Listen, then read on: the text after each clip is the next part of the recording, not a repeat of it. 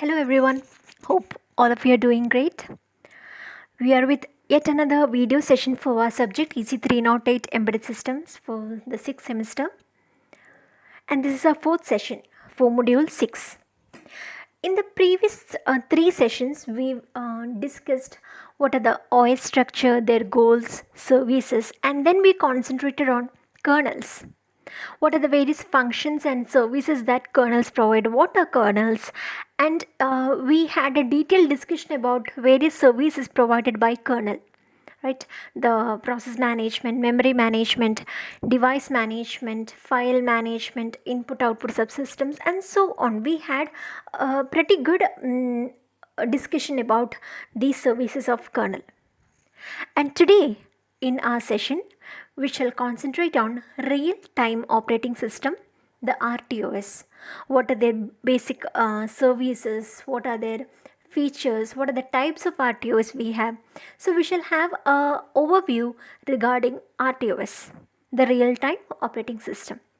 So we have already seen that RTOS, it is a multitasking operating system which is designed to function and execute within the real-time constraints, hence the name real-time operating system. Now what do you mean by real-time constraints?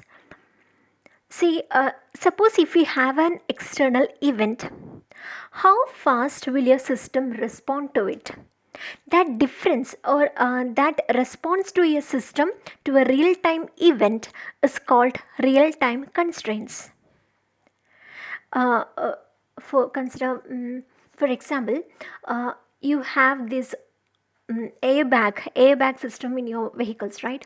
Suppose if your vehicle has get a hit, your airbag must be activated, right? Now there has been a hit and the airbag control system must respond such that they must quickly respond, right?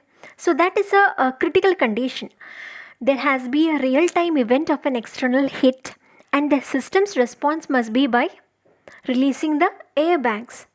So that time taken for that response is called the real-time constraints. I hope you got that idea, right? Now, as we have seen before, the system, it can be a hard real-time constraint system or a soft real-time constraint system. And I guess we have already seen that.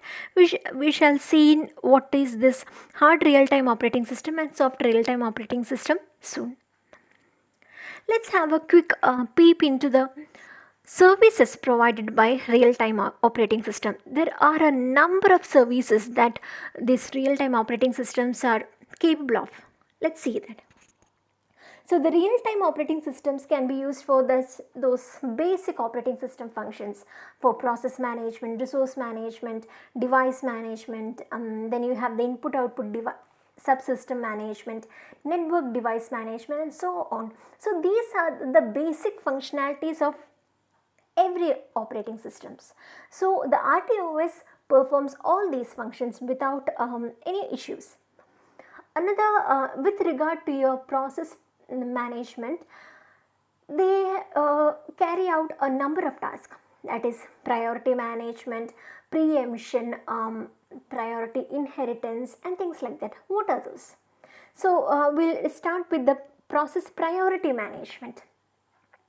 So see, allocating the user level priorities, that is called static priority allocation. When you allocate priorities for user level application, that is named as static priority allocation or the real-time priority allocation. Now these real-time priorities are definitely higher than the dynamically allotted priorities to the operating systems, and the idle priorities are allowed only the low priority threads. Now what are these idle priority?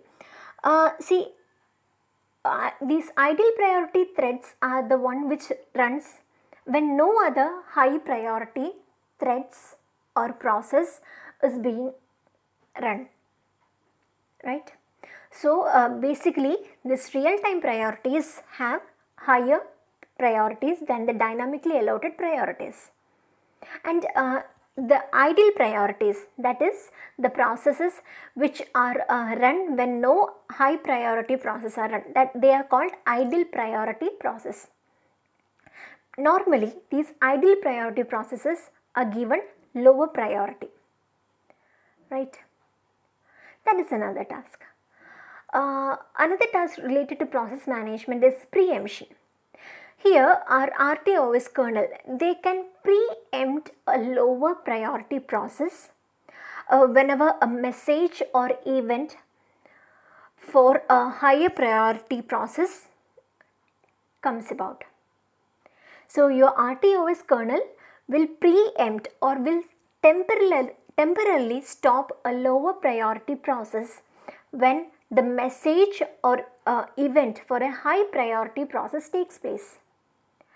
And in fact these RTOS kernels, they have preemption points at the end of every critical code, and because of this the RTOS can be preempted at those points, at those critical points by real-time high priority task. And only small sections in the RTOS functions are non-preemptive. So since most of the functions are preemptive in nature, whenever high priority task occurs, it is possible for the RTOS to preempt those low priority tasks. Now apart from that, there is also this feature of also this service with respect to process priority management. So see, this process priority inheritance, this helps your shared resource. Suppose a resource is shared by a low priority task and a high priority task. So because of priority inheritance, a shared resource in a lower priority task can be used by your higher priority task first, right? You have a common resource which your low priority task is accessing and your high priority task can access. Because of priority inheritance, this resource can be first used by your high priority task. That's it.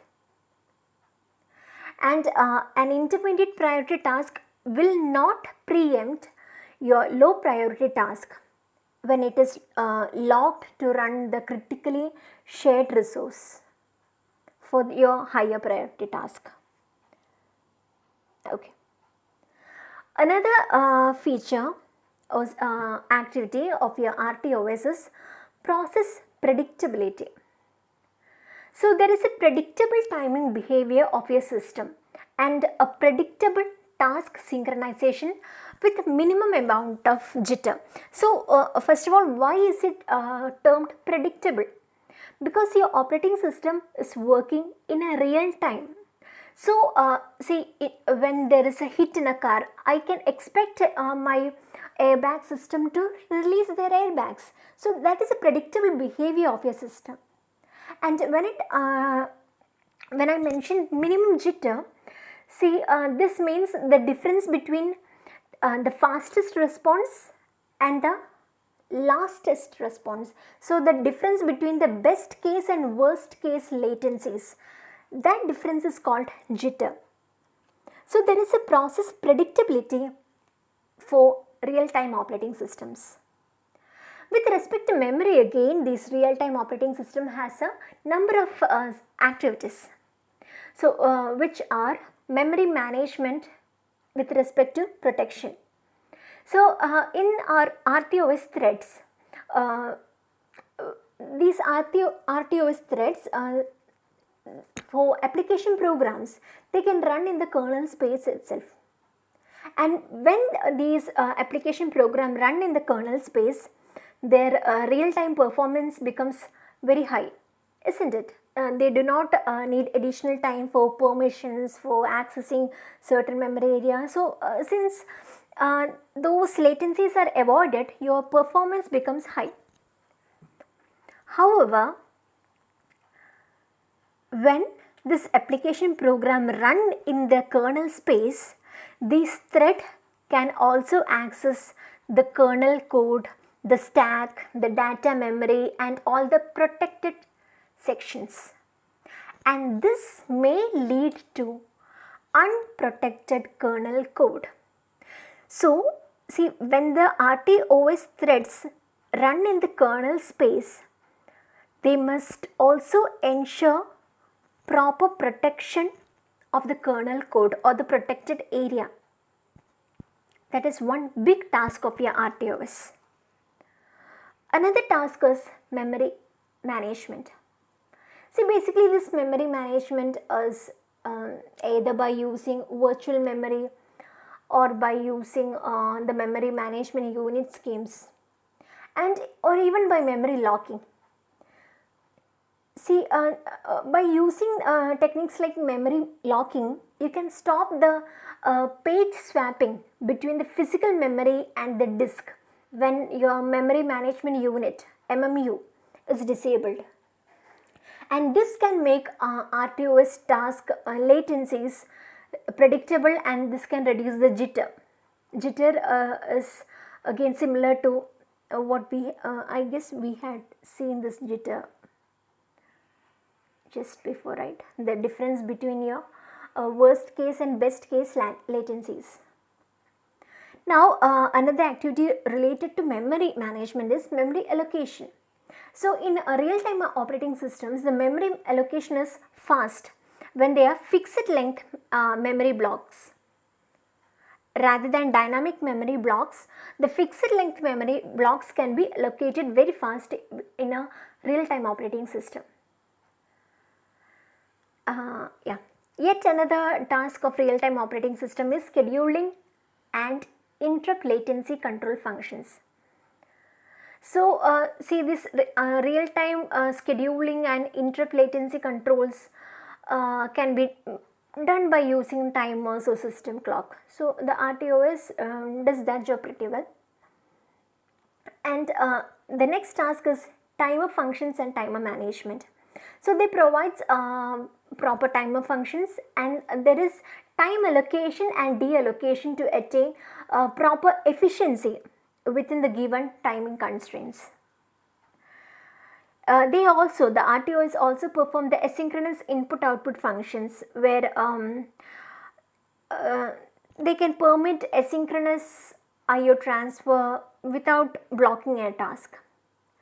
Similarly, they also perform IPC synchronization functions. See, there is this synchronization task takes place with the help of all the synchronization elements or tools: the semaphore, mailboxes, pipes, sockets, message queues, RPCs. With the help of all these tools or elements, the synchronization functions are also carried out by your RTOS. They also are capable of performing spin locks for critical section handling, time slicing for the execution of process which have equal priority, and there is the hard and soft real-time operability for performing both hard real-time and soft real-time functions. So to summarize, these are the basic functions in a RTOS. So we shall soon see many of these functions and common function codes that are used in some famous RTOS in very detail. That's about this section of this module. So we shall see the various RTOS functions. Now let's have a quick look into the features of real-time operating systems. So see, these basic kernel functions and scheduling and interrupt service mechanisms, these are done by your RTOS. The RTOS also support a number of process architectures and multiprocessor environment and componentization. So which means you can reuse modules for different functions, and they are capable of doing preemptive scheduling with or without option for scheduling in equal time slices. The RTOS, they can also allocate priority to task and interrupt service threads. See, in fact, all these things we have mentioned in a just a previous section of RTOS functions. So we are just summarizing all those features. So what the RTOS is capable of doing. So another thing is the predictable scheduling of task and interrupts, and the predictable interrupt dispatch latencies, which we have seen the predictable nature of process, right? Just like that. And the RTOS, it is possible to use limited number of tasks so that the latencies are small. And they support various tools for task synchronization, such as the signals, pipes, sockets, semaphores, queues, mailboxes, and so on. The RTOS also support the clock and timer functions, and they can enable the asynchronous input-output transport, the memory allocation and deallocation, shared memory systems. So all these functions which are possible for your operating system is also possible for your real-time operating systems. These real-time operating systems also support small memory footprint of RTOS, which means the small memory requirements of your RTOS can be placed as ROM images, right? That's a very important feature of RTOS. Now these RTOS, they also support execute in place codes, which means your application codes can be directly run from your flash or ROM. Without loading the complete code into the system, it can be run directly from your flash device or ROM. The RTOS also support user task option to run on kernel mode. So the user mode operation of task can be also made to run on kernel mode. Now you have to be careful regarding the protection of kernel resources at those times. Now yet another feature of RTOS is the support they provide to fixed memory blocks and dynamic allocation of blocks, and we have seen that fixed allocation memory blocks are quite faster than the dynamic allocation of blocks. The RTOS also support device imaging tools and device drivers. They support various file systems, flash systems, TCP/IP protocols, systems, network protocols, bus protocols, and they have access to a wide variety of devices, and they can even support the IDE platforms, which has editor, builders, GUIs, graphic software, all those things your RTOS is capable of supporting.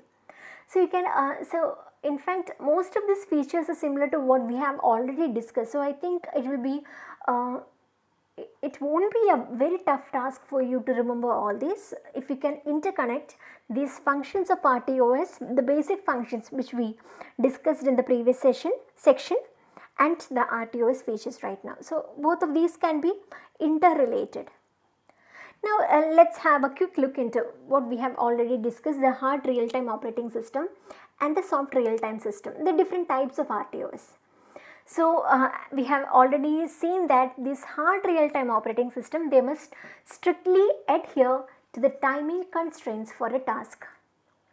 So without these strict deadlines, if they miss any of these strict deadlines, it is a system failure. And they are of the principle that a late answer is a wrong answer. They cannot accept a late answer that can lead to the failure of your system, right? Now when it comes to soft real-time system, so they are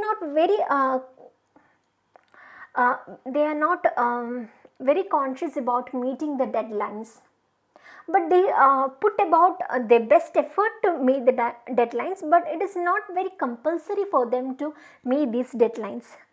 and missing deadlines for soft real-time systems, those are still acceptable. And these guys, the soft real-time systems are of the principle that a late answer is an acceptable answer, but it could have been done bit faster. That's it.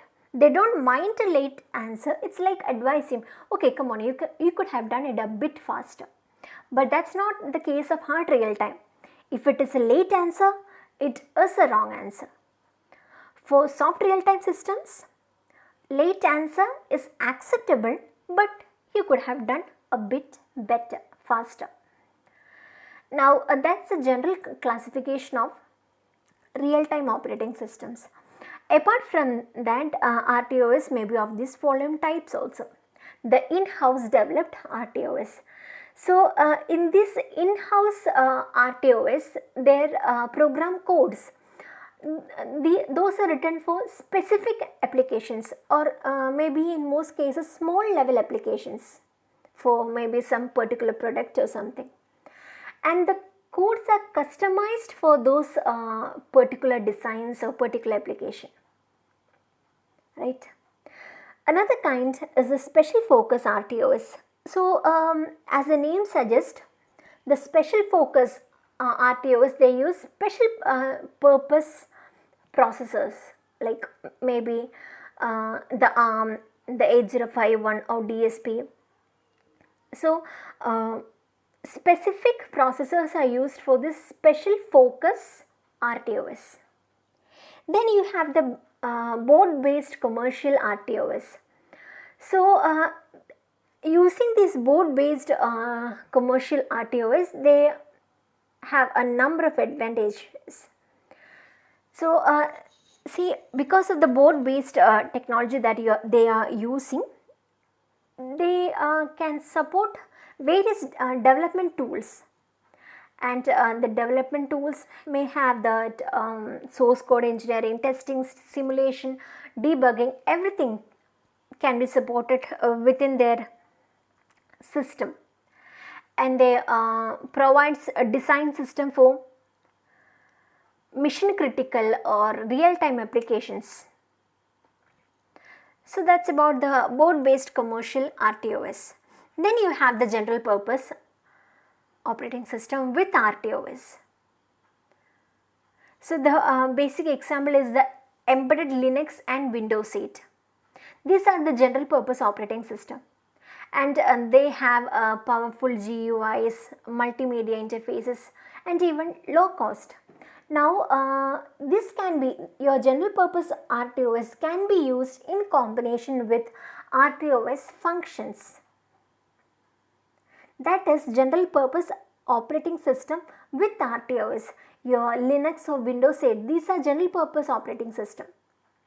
Now, these can be used in combination with RTOS to bring about the functionalities of RTOS, right? Let's have a quick look into some of the famous or popular real-time operating system. And among all these real-time operating system, in this module we shall be concentrating about the MuCOS2 type of RTOS, the MuCOS, which we shall see in the coming session. So, this session was all about a basic intro into RTOS. What are the basic functions of RTOS? We already have an idea about RTOS, right? We started our module with what is an RTOS. So, we had a detailed discussion about the functions of RTOS and the features of RTOS. We also had a discussion on the types of RTOS. And finally, we are winding up with the hope that in the next session we shall see in detail about the MuCOS type RTOS. We shall see that in the next session. For now, please go through all these things that we discussed today, so that it will be helpful for you in the next session. So, thank you for your patient listening. Thank you. Have a great day.